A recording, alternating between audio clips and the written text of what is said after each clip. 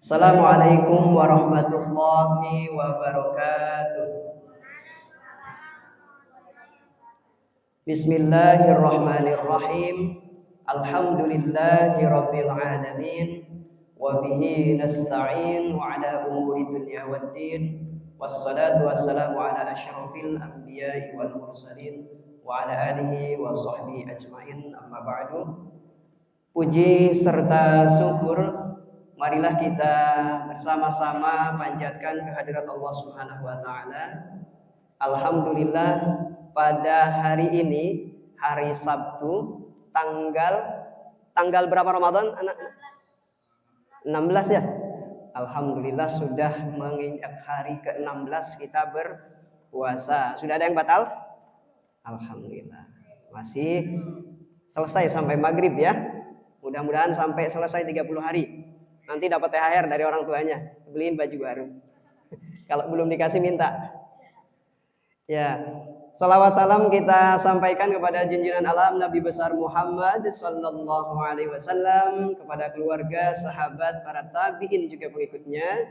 Insya Allah kita mendapatkan syafaatul uzma di yaumul qiyamah. Amin ya rabbal alamin. Yang kita sama-sama hormati pengurus DKM, alhamdulillah bisa menghadiri acara hari ini, penyampaian materi yang insya Allah nanti Ustaz sampaikan. Dan remaja masjid, apa ininya, Irma atau apa? Rismana. Oke, Rismana dari Masjid Nurul Jannah yang sudah hadir pada kesempatan pagi menjelang siang. Alhamdulillah ya. Teman-teman semua, sebelum kita mulai, kita itikaf, niatkan itikaf dulu ya. Ikutin Ustaz. Bismillahirrahmanirrahim. Nawaitu an a'takifa fi hadzal masjidi sunnatan lillahi ta'ala. Gitu ya. Sunnah kita berniat itikaf di masjid supaya menjadi pahala kita duduk di masjid selama kita ada di dalam masjid. Baik, kita langsung saja ke materi hari ini. Materinya nanti karena pengurusan jenazah itu ada 4 poin ya. Nanti materinya Ustaz sampaikan semua. Nanti catat yang perlu dicatat ya. Tapi nanti prakteknya ada yang disimulasikan mungkin ya. Tapi kalau mau beneran nanti harus ada yang ditelanjangin. Nanti dimandiin beneran. Ya. Oke, next nanti mudah-mudahan kedepannya bisa terus berjalan ya, terutama kepada para remaja juga, karena ini bekal ya. Bekal karena semua orang pasti akan meninggal. Yang ngurusin meninggal nanti kalau sudah ada yang tidak ada yang ngurusinnya siapa lagi? Ya, kalau tidak kita harus bisa. Baik, kita kenalan dulu ya. Biodata Ustadz. Kelihatan nggak? Ini nama Ustadz. Nama Ustadz Yadi Mulyadi SH, sarjana hukum. Alamatnya di Dasana Indah, Blok TB 7 nomor 31 di Bojong Nangka ya, di Bonang. Nah, kalau dari sini 10 menit. Pendidikan terakhir sarjana hukum keluarga, gelarnya SH ya. Nomor telepon ini kalau ada yang mau transfer catat nomornya ya. Kemudian alhamdulillah pada tanggal 15 Maret kemarin Ustadz baru mendirikan sebuah yayasan namanya Darul Ilmi Al-Musri 1. Majelis taklimnya sudah berdiri 6 bulan yang lalu. Al-Qur'annya metode ummi namanya ya, sesuai dengan yang sekarang lagi digelutin. Karena Ustadz ngajar di sini di Fajar Islami sebagai koordinator Al-Qur'an metode ummi. Jadi semua pembelajaran tentang Al-Qur'an metode ummi Ustadz yang mengatur di sekolah SD Fajar Islami ini. Nah, itu ya. Kemudian profesinya dulu pertama kali Ustadz ke Bonang, ke Tangerang ini qori ya, tapi bukan sepenuhnya qori juga, karena lulusan dari pesantren Salafiyah Kitab Kuning ya, sama ceramah terakhir kemarin baru selesai syuting dari Banten TV untuk Kultum Ramadan, udah tayang kemarin tanggal 14. Nanti bisa dilihat di channel YouTube-nya Ustadz yang kedua, Yadi Mulyadi Official. Yang pertama channel YouTube itu, yang pertama Qaddas TV itu khusus untuk Al-Quran metode Umi. Nah itu ya perkenalan singkat kita supaya kenal. Baik, kita lanjutkan. Bismillahirrahmanirrahim. Kita awali dengan firman Allah Subhanahu wa taala di dalam surah Ali Imran ayat 185. Bismillahirrahmanirrahim. Kullu nafsin dha'iqatul maut. Setiap jiwa akan mengalami yang namanya kematian, ya. Kita semua calon mati. Ya, calon mati. Jadi semua orang akan merasakan kematian. Dan hanya pada hari kiamat sajalah diberikan dengan sempurna balasanmu. Barang siapa dijauhkan dari neraka dan dimasukkan ke dalam surga, sungguh dia memperoleh kemenangan. Kehidupan dunia hanyalah kesenangan yang memperdaya. Ya, jadi hidup di dunia itu cuman sekedar saja, ya, cuman numpang, ya, cuman mampir. Berapa sih umur usia atau usia kita yang paling tinggi, paling maksimal? Ya. Kalau ada 80 tahun tuh sudah syukur-syukur udah lebih 7 tahun ya. Paling banter 60 tahun udah meninggal. Bahkan Ustadz pernah umur sekalian nih ada kelas 3 SD, dulu Ustadz pernah ngurusin jenazahnya. Itu selama Ustadz di Tangerang yang paling menyentuh hati, ya, ketika ngurusin jenazah usia kalian umur 3 tahun, ya, umur 3 tahun karena penyakitnya lama sampai ayah bundanya untuk mengikhtiarkan supaya dia sembuh sampai menjual rumah, ya, karena sayang sama anak agar anak itu sembuh. Jadi jaga kesehatannya ya, jangan sampai kita mengecewakan orang tua, menyusahkan orang tua. Hukum daripada kita mengurus jenazah namanya hukum fardu kifayah atau hukum wajib kifayah. Apa itu wajib kifayah? Pekerjaan yang dilakukan oleh seseorang yang bisa mewakili seluruhnya. Ini misalnya di sini satu RW ada orang yang bisa ngurusin jenazah satu orang.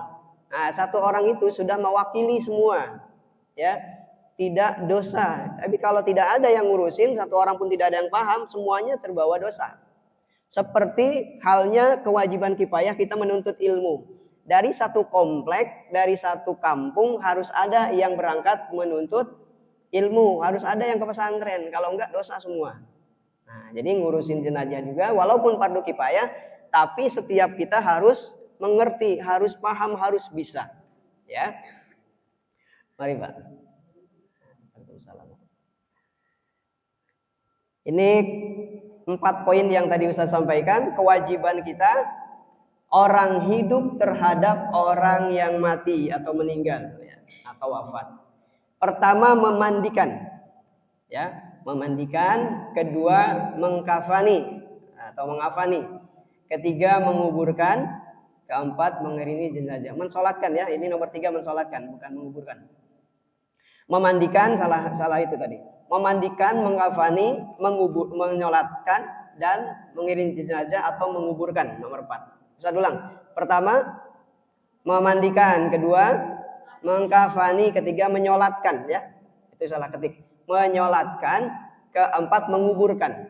Jadi 4 poin kewajiban kita orang hidup terhadap orang mati. Nah, ini catatannya.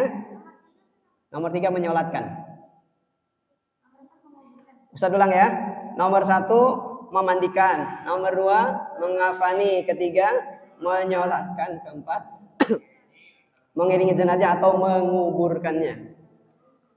Nah, catatan yang paling penting ketika ada orang yang meninggal, ya, harus ditanya dulu sebelum kita sholatkan, punya hutang atau enggak. Baik itu hutangnya kepada Allah atau kepada sesama manusia, harus diselesaikan, ya. Karena waktu Nabi SAW ada seorang sahabat yang meninggal, kemudian beliau sebelum menyolatkan nanya dulu sama keluarganya, si fulan ini punya hutang enggak? Kalau punya hutang saya enggak mau nyolatin. Selesaikan dulu hutangnya baru disolatin. Nah, yang terjadi sekarang, ya, rata-rata Dari 2014 sampai 2022, 7 tahun ini Ustadz ngurusin jenazah, ya, dari mulai memandikan, mengafani, menyolatkan, menguburkan sampai selesai, itu rata-rata nanti disampaikannya oleh anggota keluarganya pas di kuburan, ya, pas di kuburan sampaikan kalau ada punya hutang piutang, tolong hubungi keluarga. Yang lebih bagus itu sebelum disolatkan, ya, disolatkan, disampaikan dulu kalau ada mayat ini mempunyai hutang. Berapapun itu hutangnya harus dibayarkan dulu, harus dilunasin dulu. Nah, hutang kepada Allah apa? Misalnya puasa, puasanya ketika sakit tuh ada 5 hari misalnya nggak puasa, harus diselesaikan dulu dengan cara fidyah, ya, atau menggantinya dengan puasa oleh keluarga. Ya. Nah, itu hutang yang harus dibayarkan. Dari Abu Hurairah radhiyallahu anhu, sallallahu alaihi wasallam bersabda, jiwa seorang mukmin itu tertahan oleh sebab hutangnya sampai ia dilunasi.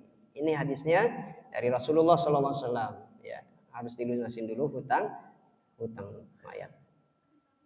Oke, nomor 1, memandikan. Syarat-syarat yang dimandikan jenazahnya, ya. Yang pertama itu mayatnya harus orang Islam.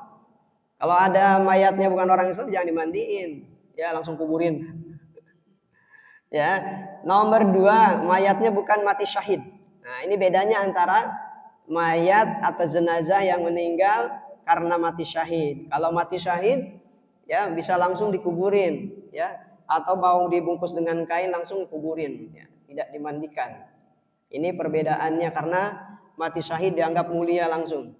Ya, tidak seperti kita yang tidak mati syahid. Nomor 3, mayat itu masih ada tubuhnya meskipun sedikit atau sepotong. Taunya badannya dimutilasi misalnya. Tinggal setengah, badan yang satu lagi belum ketemu, dikuburin dulu yang udah ketemu, ya. Ya, seperti ada di tetangga Ustadz itu almarhum, itu ada yang meninggal, tapi sebelum meninggal dia diamputasi dulu. Kakinya satu diamputasi. Nah, setelah diamputasi, ini kakinya dikuburin terlebih dahulu karena dianya masih hidup. Ya, berapa tahun yang lalu baru dia meninggal. Boleh terpisah, ya. Kalau sudah dikuburin misalnya yang satu di Bonang, terus dia meninggal maunya di Jawa, ya, enggak apa-apa. Ya, enggak usah digali lagi tuh yang kakinya itu. Kalau dia gali lagi nanti terbang, ya.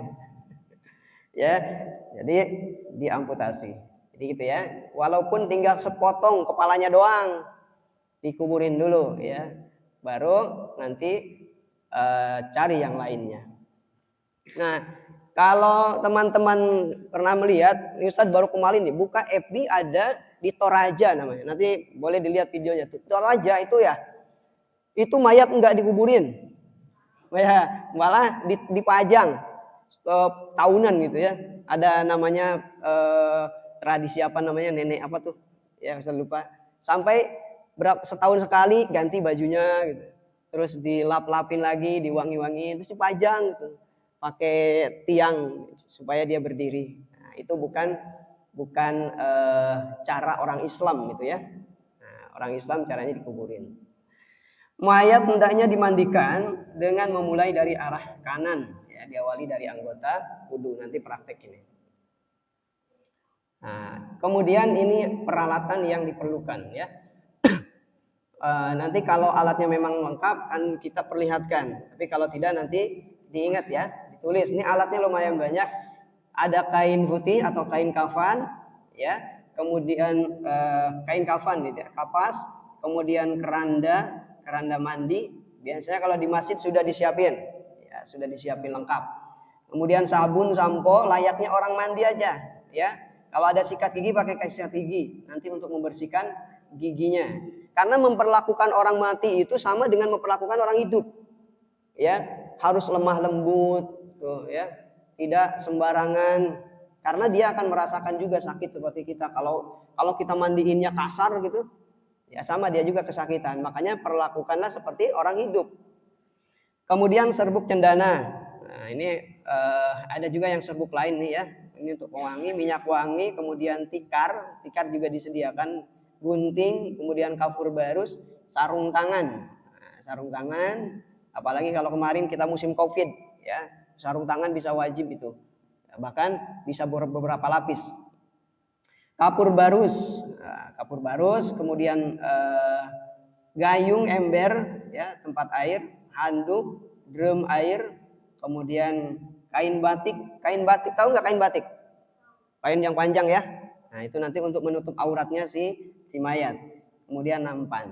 Nah, selebihnya nanti itu minimal nih ya, kelengkapan daripada alat-alat untuk memandikan jenazah. Oke, kalau nggak keburu nanti kita ulang ya.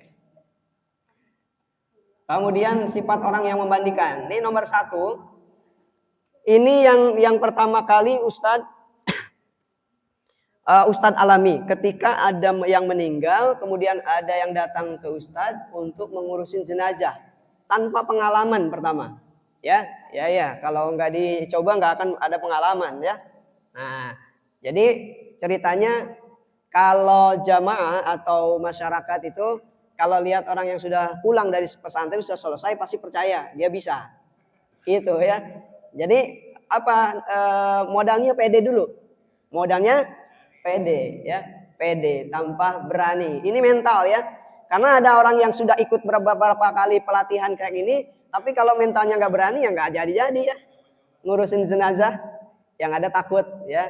Pas dimandiin dia belotot gitu ya. Ya.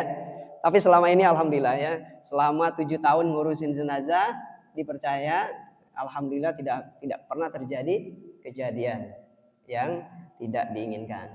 Nah, kemudian harus sabar ya. Amanah ini nanti untuk menjaga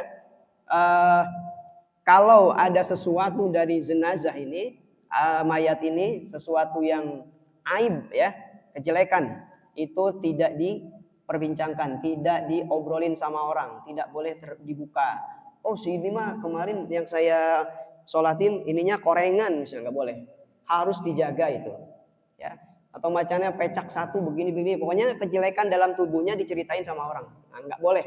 Harus dijaga itu rahasianya, kecuali keluarga sama orang yang memandikannya ya. Kemudian mempunyai kemahiran dan ilmu yang cukup. Ini ya, kalau nggak punya ilmunya nanti ngasal mandiinnya. Kemudian yang berhak memandikan. Pertama kalau istri berarti sama suaminya ya. Kalau suami sama istrinya itu boleh. Kemudian yang kedua muhrim si jenazah atau si mayat, artinya dia punya ikatan darah ya. Kalau ayahnya meninggal berarti anaknya, adiknya, kakaknya ya boleh memandikannya ya. Gimana kalau kakak ipar? Enggak boleh ya. Tidak boleh karena tidak mahram. Tidak muhrim itu. Tidak ada ikatan darah ya. Jadi nanti teman-teman kalau siapapun di keluarga kita yang meninggal, kalau kita tahu ini kakak ipar, nggak boleh dia ikut mandi ya. Gimana? Sama, nggak boleh. Soalnya nanti kan yang dibuka kan tubuh hanya aurat ya. Jadi itu dia, karena harus menjaga kehormatan. Kemudian kita harus memuliakan jenazah atau mayat ini, walaupun dia kecuali bisa terjaga aurat si mayatnya ya.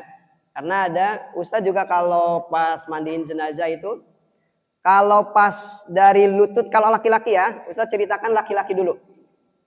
Kalau laki-lakinya yang meninggal, kenapa tadi harus pakai kain batik itu untuk menutupi ketika memandikan? Satu itu ya. Kedua nanti terakhir untuk mengganti. Jadi minimal ada 2 itu kain.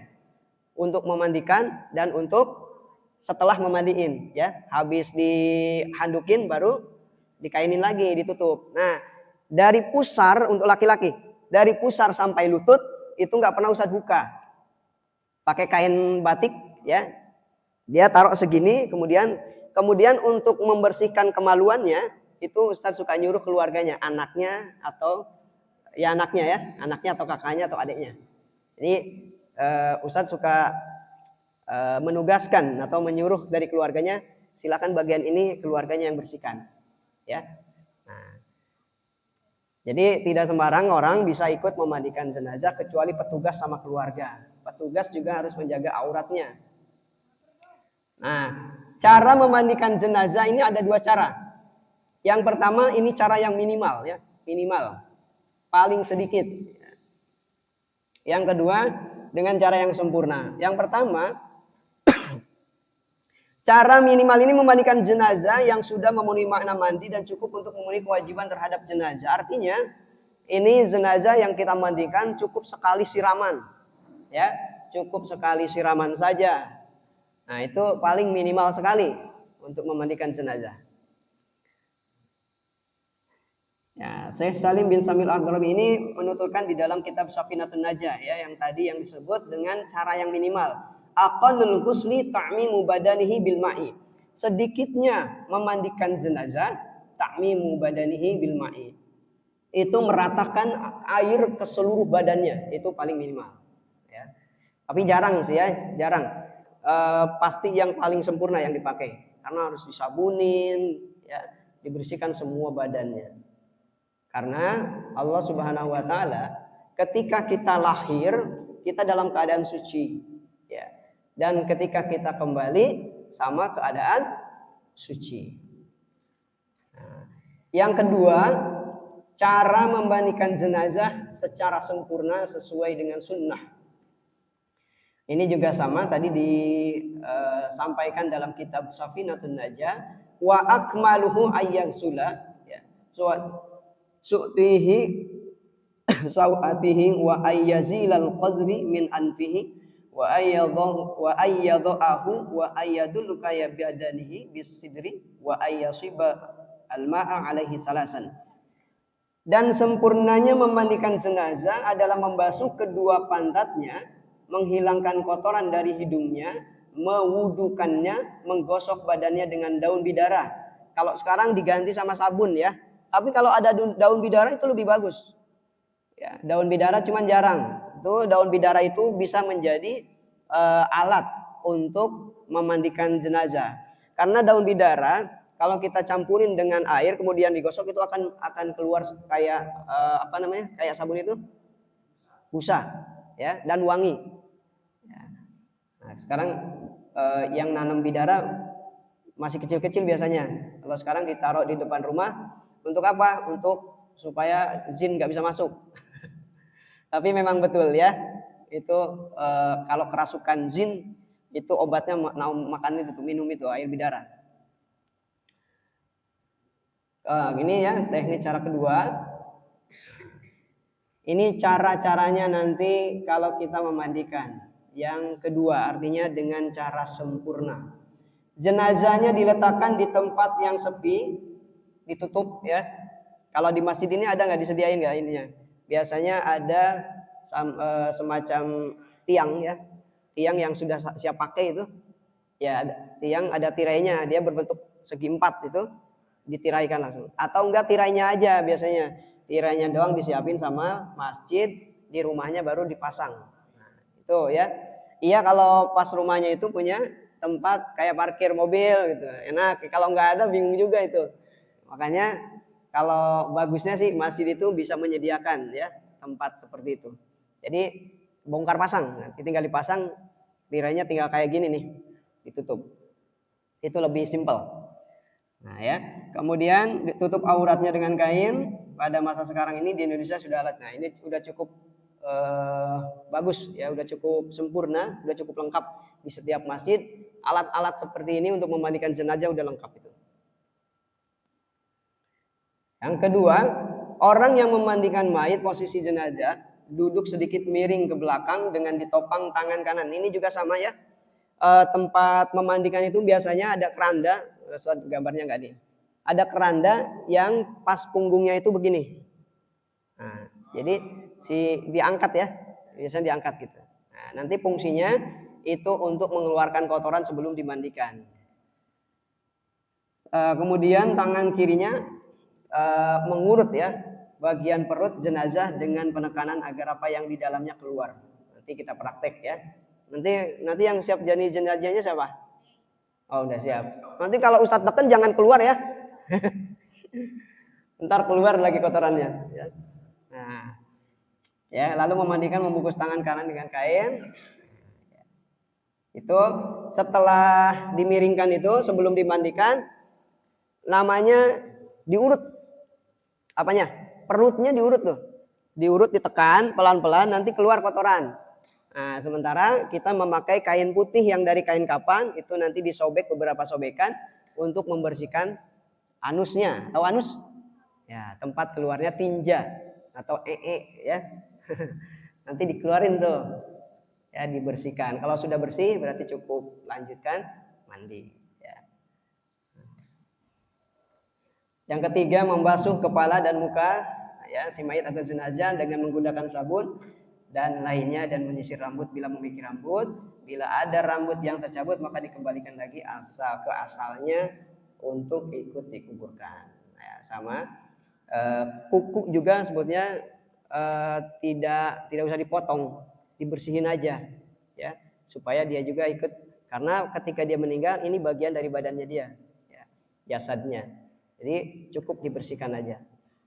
Rambut atau jenggot atau kumis itu nggak usah dibersihin gitu ya, kecuali kalau orang yang bukan muslim sampai dibedakin ya kayak pengantin ya, sampai didandanin. Nah, kalau kita orang Islam tidak seperti itu. Nah, nomor 4, membasuh seluruh sisi kanan tubuh dari yang dekat dengan wajah. Ini nanti prakteknya aja ya, caranya. Ini kemudian membasuh bagian sisi kanan dari yang dekat dengan tubuh. Nanti diawali dengan yang kanan badannya, nanti dimiringkan ya badannya si jenazah, kemudian disiram. Kemudian terkait sebelum memandikan itu ya, diwudukan dulu, nanti diwuduin dulu oleh yang memandikan ya. Nawaitul wudu'a li hadzal baiti sunnatan lillahi ta'ala. Nah, ini satu catatan Syekh Nawawi dalam kitab Kasyifatus Saja menuturkan bahwa disunnatkan basuhan pertama dengan daun bidara. Nah, ini hukumnya sunnah tadi ya, pakai daun bidara. Basuhan kedua menghilangkan daun bidara tersebut, dan basuhan ketiga dengan air bersih yang diberi sedikit kafur barus yang sekiranya tidak sampai merubah air. Ketiga basuhan ini dianggap sebagai satu kali basuhan dan disunnahkan mengulanginya 2 kali lagi seperti basuhan-basuhan tersebut. Nanti ada namanya kafur barus. Kafur barus itu nanti terakhir ketika si jenazahnya sudah selesai ya, sudah disabunin, sudah kemudian disiram lagi, sudah bersih, sudah kasat ya, sudah bersih, kemudian disiram air barus dengan cara jenazahnya dipakein dulu kain, ditutup kain, kafur barusnya nanti disiramin ke seluruh badannya. Airnya aja nanti yang mengalir ke badan itu airnya. Kenapa? Air kafur barus itu fungsinya untuk memperhambat jiwa raganya jenazah itu busuk. Ya. Jadi itu fungsinya kenapa pakai air barus, kafur barus ya. Kalau tidak pakai kafur barus mungkin 1-2 hari sudah busuk. Nah ya. Jadi kafur barus itu fungsinya untuk memberikan ketahanan untuk tubuh, juga supaya dia lama itunya busuknya ya. Nah, ini yang tadi Ustaz sampaikan, gambar yang pertama ya, yang sebelah sana seperti itu ya. Nah, kalau di masjid-masjid kan karena keranda mandinya itu udah bagus ya, sudah bisa ditengkuk ke atas sedikit supaya nanti pas diurutnya itu gampang ya. Dari stainless biasanya kalau sekarang ya. Mungkin kalau zaman dulu kalau di kampung-kampung belum ada itu ya, paling pakai meja ya. Jadi itu fungsinya. Kemudian gambar yang kedua itu sudah mulai disiramin. Gambar ketiga itu mulai dari kanan. Caranya seperti itu, nanti dimiringkan ke kanan ya. Ya, dimiringkan ke kiri. Jadi yang kanan dulu ya. Nah, gitu. Nah, kemudian keempat itu kurang lebih seperti itu tuh mandiin ya. Nah, nanti di pertengahannya kan ada menggosok dengan sabun, dengan sampo, menyikat giginya, membersihkan lubang-lubang hidungnya ya, dan lain sebagainya. Nah, itu cara memandikan. Siapa yang boleh memandikan jenazah? Bahwa mayat laki-laki harus dimandikan oleh laki-laki. Salah itu. Ya. Oleh perempuan boleh memandikan suami, artinya kalau suaminya sama istrinya, istri sama suaminya. Kalau laki-laki sama laki-laki lagi ngurusinnya, kalau perempuan dengan perempuan lagi. Karena ada pengurus dari perempuan juga, ya. Nah, makanya pelatihan kalau nanti next pelatihan remaja itu perempuannya juga bisa hadir nanti. Sama ibu-ibu, bapak-bapak juga. Ya. Karena ini penting. Kalau sudah tidak ada yang bisa, ketika ada yang meninggal nggak ada yang bisa nyari kemana-mana, nggak ada. Karena orang yang ngurusin jenazah udah mati semua. Makanya kita harus turun tangan, ya, harus berperan. Kedua, sekarang mengafani jenazah. Ya. Nah, mengafani mayat paling sedikit adalah membungkusnya dengan air yang dapat menutup seluruh anggota badan dan menutup kepala bila si mayat bukan orang yang sedang ihram. Paling sedikit jenazah atau mayat ini dibungkus dengan satu bungkus kain kafan. Nah, itu lebarnya berapa? Nah, ya. Ini Ustadz selama 7 tahun juga ya. Kebanyakan masjid itu yang menggunakan kainnya 3 lapis itu setiap lapisnya tidak menutup seluruh badan. Jadi yang menutup badan itu kalau dia sudah 3 lapis gitu. Ya, harusnya dari setiap lapisan itu menutup seluruh badan. Gitu. Ya.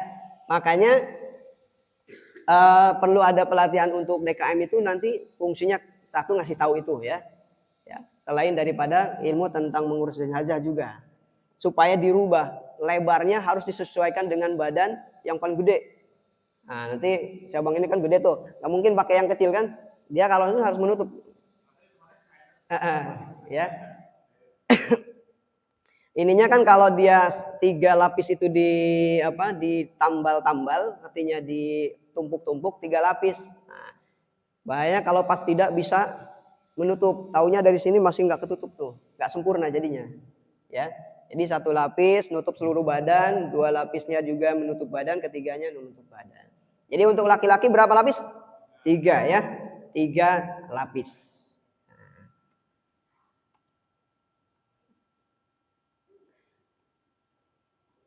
Ini tempat mengafani mayat adalah tempat yang suci, bersih, dan kering. Peralatannya nanti nih, yang pertama tikar ya. Tikar disiapin biasanya itu. Pokoknya peralatan-peralatan itu dilengkapin sama DKM masjid sekarang.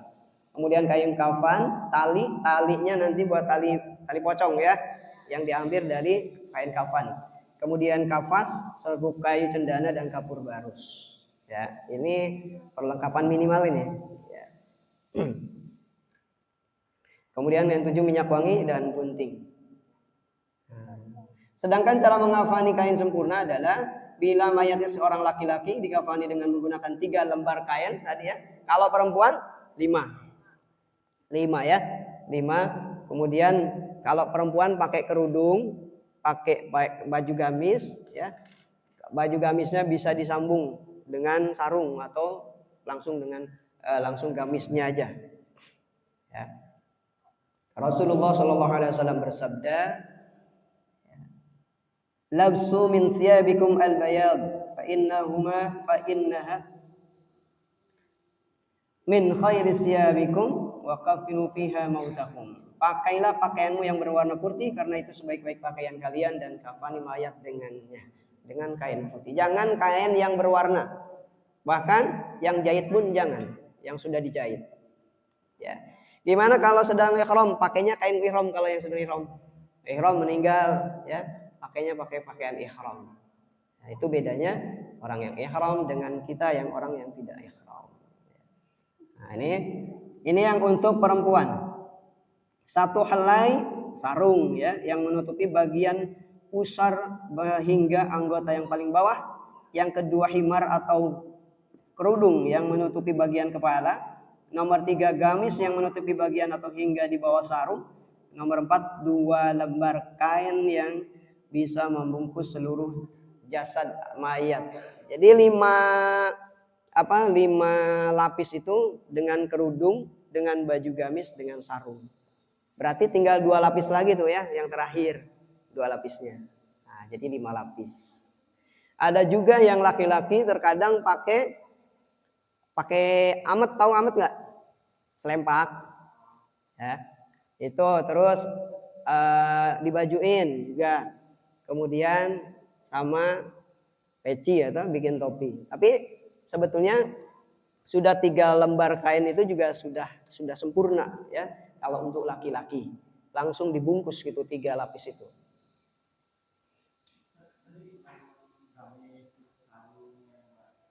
Perempuan dari kain kafan, ya dibuat dari kain kafan disobek-sobek, ya dibuatkan untuk kami. Nanti ada caranya, cara memotong baju ya.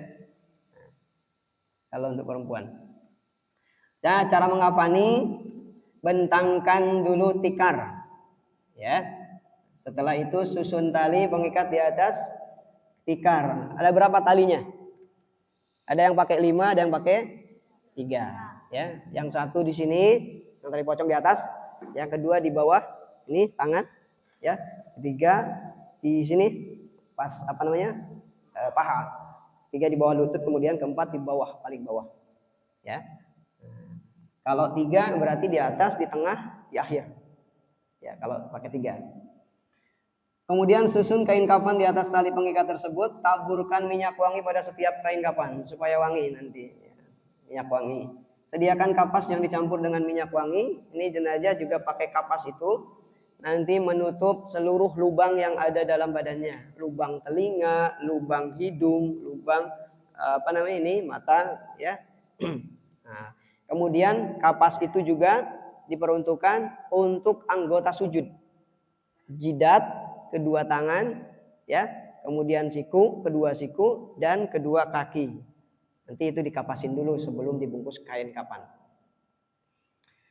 Ya, kemudian tutup dengan kain kapas anggota badan tadi, kemudian angkat mayat jenazah letakkan di atas kain kafan. Selesai, baru ditutup, ya, sama kain kafan.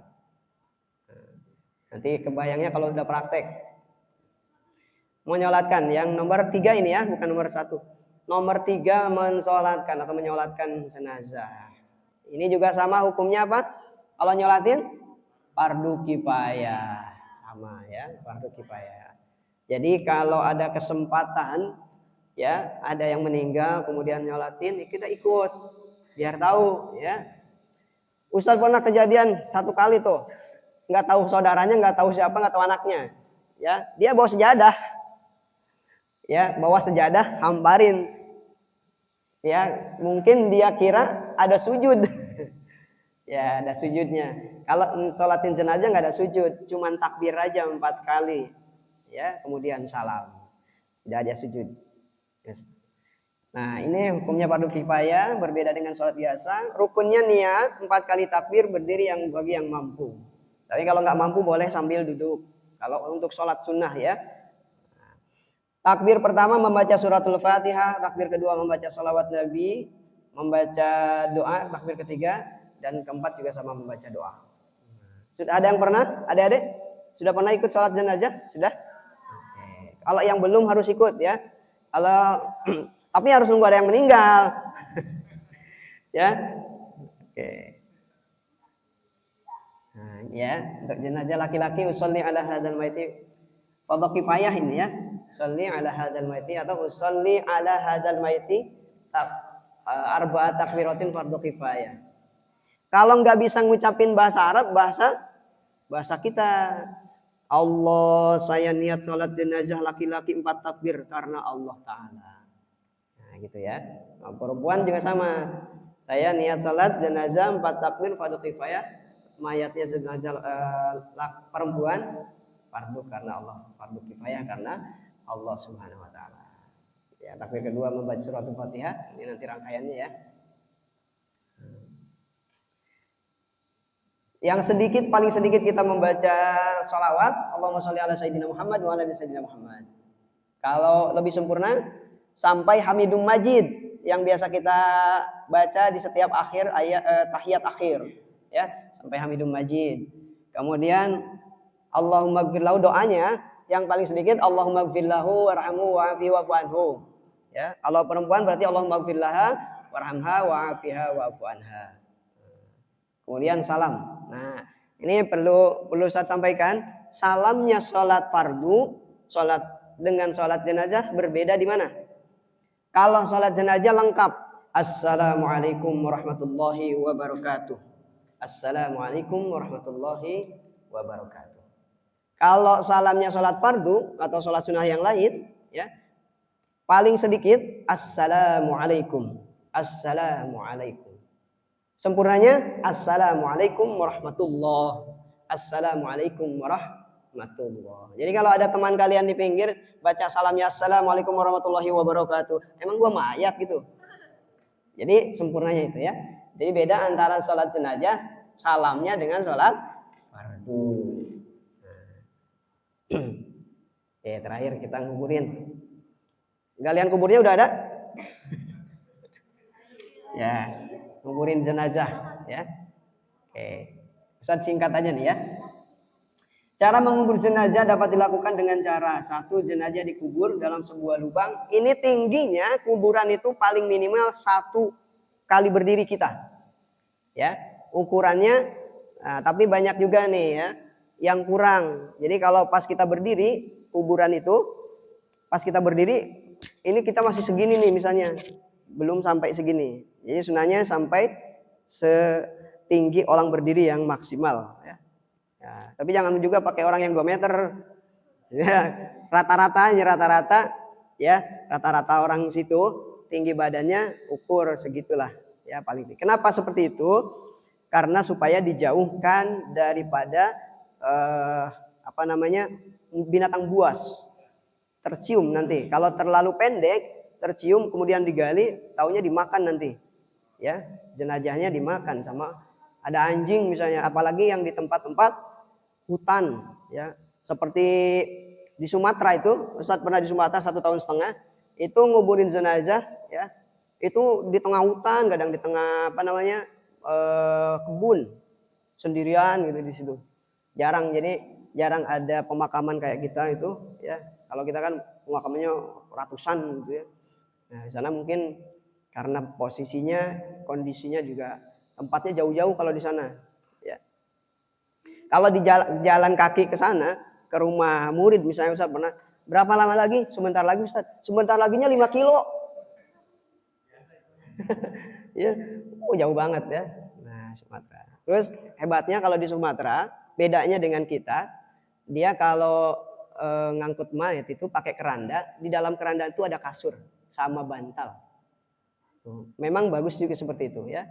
Karena tadi memperlakukan orang hidup mati seperti orang hidup ya. Ya, tapi nggak dibawa ke kuburan juga, itu nggak dikuburin kalau bantal sama kasurnya. Ya. Oke, terus sebelum kita si jenazah itu dibawa ke bawah ya, minimal itu 3 orang nanti. 3 orang yang siap menadah ya, atau menahan dan menurunkan jenazah itu ke liang lahat. Nah, ini azan dulu, karena seperti kita lahir ya, lahir diazanin dikomatin, meninggal kembali kepada Allah, azanin dulu, komatin, baru kuburin. Nah, itu sunnah ya. Nah, kemudian kuburan itu juga ada yang namanya liang lahat ya. Liang lahat itu gambarnya Ustaz lupa ini. Liang lahat itu kalau kuburan, jadi ada sebelah kanan ya, itu ada liang lahat yang digali sedikit itu. Untuk apa? Supaya nanti ketika posisi jenazahnya dimiringkan, ini masuk dia. Ya, kalau misalnya ini kuburan, ya ini kuburannya, ini liang lahat di sini nih. Jadi jenazah itu nanti masuk ke sini. Ya. Nah, yang dicoakin itu adalah namanya lahat, liang lahat. Ya, tapi nggak rata. Jadi nanti dan sunahnya nanti pipinya itu atau ininya mulutnya diciumin ke tanah ya. Nah, ini kita singkat aja ini hadis-hadisnya. Ada juga kesunahan doa-doa ya untuk mengiringi jenazah ya, paling minimal baca bismillahi ala millati rasulillah ya. Bismillahi dengan menyebut nama Allah, ala millati rasulillah, saya mengikuti atas sunnah Rasulullah SAW ya. Kalau doa-doanya ada yang doa khusus panjang. Minimal itu doanya. Kemudian ketika mengiringi jenazah, iringi dengan kalimat-kalimat thayyibah. Jangan diem, ya. La ilaha illallah. Ya. Ketika juga dikuburin sama, ketika si tanahnya itu dikerukin terus ditutupin ke jenazah, sama itu juga. Ini jangan diem aja, doain. Ya. Nah, kemudian setelah selesai, baru ada namanya sunnah juga namanya talqin. Untuk apa? Untuk memberitahu atau membimbing, ya. Karena di dalam talqin itu ada bimbingan, semisal di dalam talqin itu. Kalau kita bahasakan bahasa kita ya. Wahai jenazah, kalau nanti ada datang malaikat 2 munkar nakir nanya sama kamu, kamu jawab ini. Ya, misalnya pertanyaannya, kalau ada pertanyaan dari munkar nakir, marrobuka, kamu jawab Allahu Rabbi, Allah Tuhanku. Man nabiyuka, siapa nabimu? Muhammad sallallahu alaihi wasallam, nabi. Itu jadi ada itu, ya. Nah, itu bimbingan untuk jenazah di dalam kubur, ya, ketika ditanya oleh munkar nakir, ya. Jadi kalau nggak dibimbing kasihan, ya. Tapi nggak usah dihafalin ya. Kamu catat, hafalin marrobuka, nggak usah. Karena yang menjawab itu amal ibadah. Ya, kita mati yang dibawa amal ibadah. Dan yang ketika ditanya di kuburan itu nanti amal ibadah kita yang menjawab. Ya, siapa Tuhanmu, siapa saudaramu, siapa imammu, siapa nabimu. Ya. Nah, semuanya itu yang menjawab adalah amal ibadah. Ya, secara singkat itu materinya ya. Nah, kalau melihat materi memang pusing. Kalau udah praktek insya Allah gampang. Nanti kita setelah ini kita praktek. Ya, ada yang ditanyakan seputar materi dulu? Ya, ada yang ditanyakan nggak? Kalau tidak ada yang ditanyakan berarti nanti dikasih pertanyaan. Ya, oke. Ya. Jadi Ustadz baru 7 tahun ngurusin jenazahnya dari 2014 di awal ke Tangerang. Aslinya orang Sukabumi. Ya, siapa orang Sukabumi? Ada. Nah, orang Sukabumi aslinya ya, menikah dengan orang Ciawi Bogor, tinggalnya di Tangerang. Ya. Nah, itu aja mungkin yang saya bisa sampaikan ya, walaupun secara singkat. Mudah-mudahan ada kebayang gitu ya. Kalian kan masih panjang itunya, ya, masanya. Nanti terus belajar. Ada pelatihan di masjid lain ikut, ya. Ada pelatihan apapun ikut. Biar tahu. Karena ilmu itu tidak hanya di komplek ini aja, di tempat lain juga banyak yang mengadakan. Ikut, udah ikutnya sekali kemarin, ngapain ikut lagi? Jangan. Gimana kalau ada perbedaan? Perbedaan itu justru jadi pengetahuan, ya. Perbedaan itu jadi pengetahuan, bukan untuk didebatkan. Kecuali udah sesat, ya. Nah, udah sesat. Oh ini di sana mah pelatihan jenazah nggak usah dikapanin, nggak usah dimandiin, langsung dikuburin. Nah, itu mah kayak nguburin kucing, ya. Nah, kayak di Kalimantan tuh. Teman Ustadz di Kalimantan berapa tahun yang lalu, udah lama ya. Pertama kali dia diutus ke sana untuk merapihkan tatanan hidup di sana, termasuk dari segi keagamaan juga. Itu nguburin orang kayak nguburin kucing. Digali, kuburin, langsung taburin tanah, langsung ditutup. Nah, ke masjid pakai sandal. Ya. Nah, itu jadi baru setelah itu teman Ustadz ya, kakak kelas itu dulu, alhamdulillah sekarang sudah mulai berubah. Nah, itulah fungsinya kita punya ilmu, ya. Oke. Ada pertanyaan nggak teman-teman, adik-adik? Tidak ada? Oke, kita langsung praktek.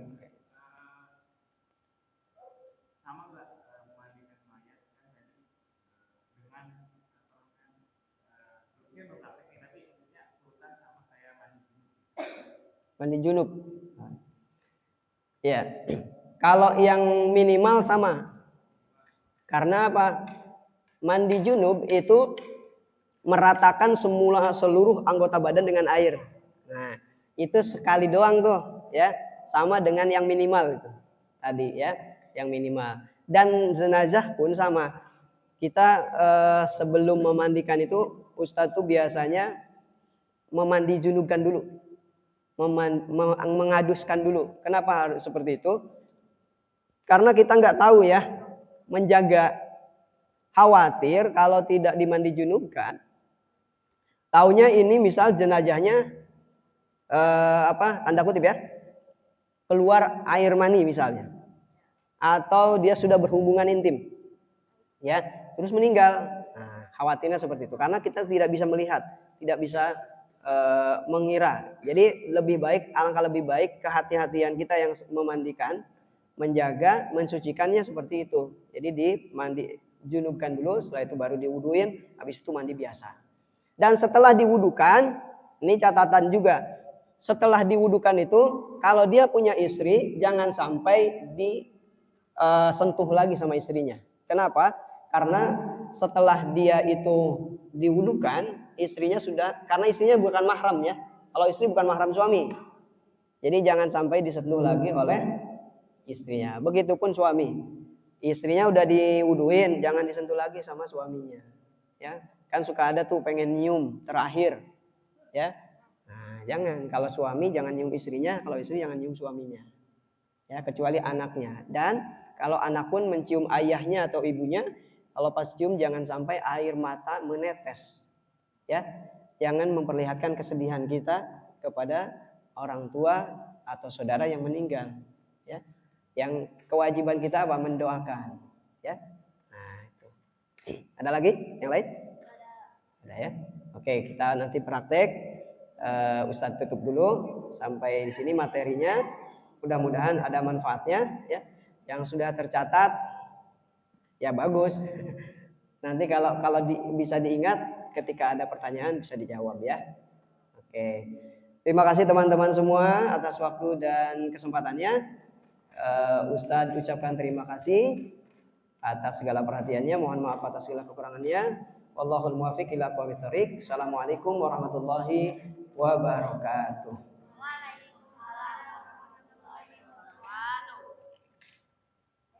Matiin.